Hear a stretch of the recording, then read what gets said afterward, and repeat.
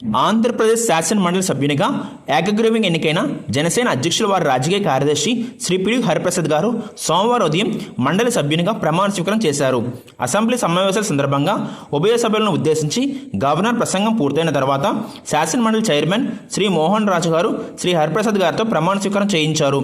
ఈ కార్యక్రమం మండలి చైర్మన్ గారి ఛాంబర్లో నిర్వహించారు. విభజన వల్ల రాష్ట్రానికి నష్టం ఏర్పడింది.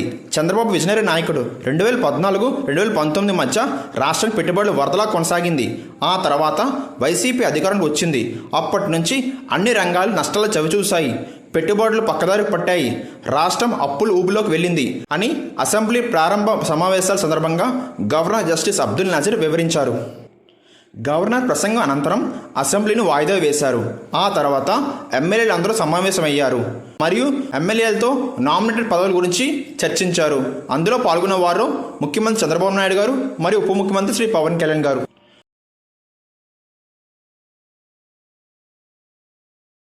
Thank you. Goodbye.